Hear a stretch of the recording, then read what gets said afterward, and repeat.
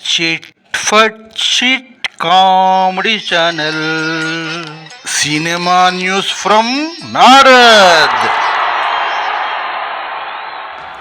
ఈరోజు మన comedy point ఏమిటంటే, లక్కీ భాస్కర్ సినిమా అర్థం కాని వారు 3.5 రేటింగ్ ఇవ్వటం.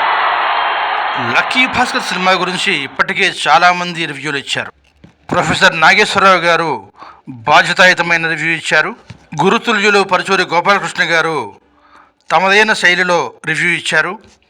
ఆ రివ్యూలో వారు కూడా 3.5 ఎందుకు ఇచ్చారో అర్థం కాలేదు అన్న అభిప్రాయాన్ని వ్యక్తం చేశారు. కొందరు చార్టెడ్ అకౌంటెంట్లు హర్షద్ మెహతా గురించి వ్యాఖ్యానించారు. మరికొందరు యునానిమస్ బ్లాక్ బస్టర్ అని కూడా వ్యాఖ్యానించారు.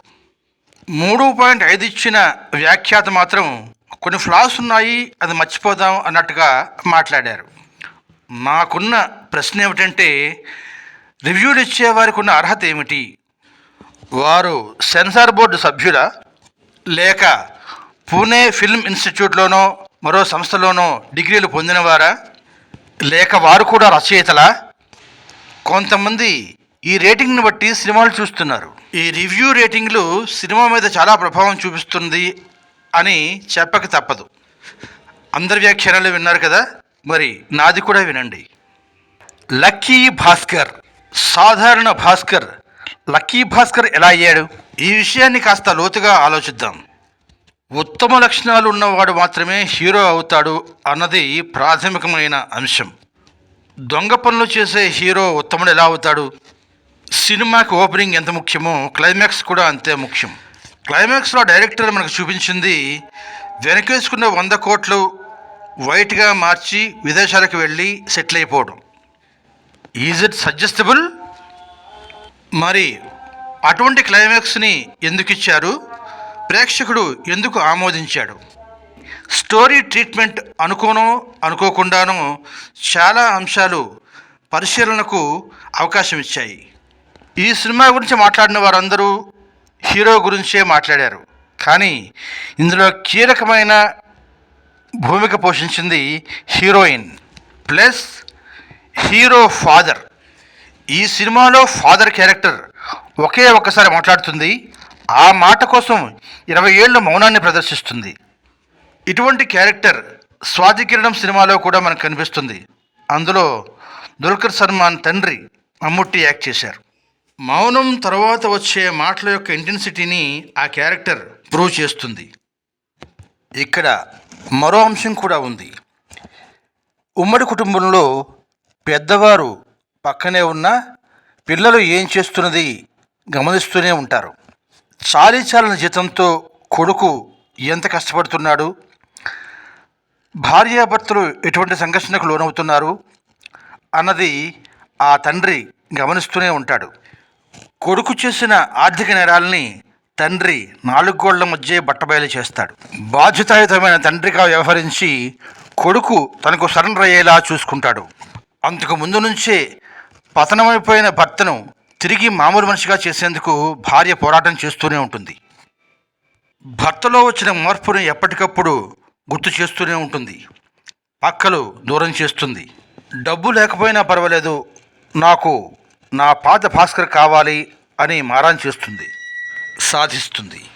కష్టంలోనూ నష్టంలోనూ భర్తకు భార్య ఎలా తోడుగా ఉండాలో సుమతి చూపిస్తుంది. ఈ రోజుల్లో పెళ్ళిళ్ళు చేసుకొని చాలా ఈజీగా విడాకులు తీసుకునే వారందరూ ఈ సినిమా చూసి నేర్చుకోవాల్సింది ఎంతైనా ఉంది. ఇక హీరో క్యారెక్టరైజేషన్ చూస్తే అద్భుతం. చాలామంది అంటూ ఉంటారు, ప్రణాళిక లేకపోతే సాధించడం కష్టమని.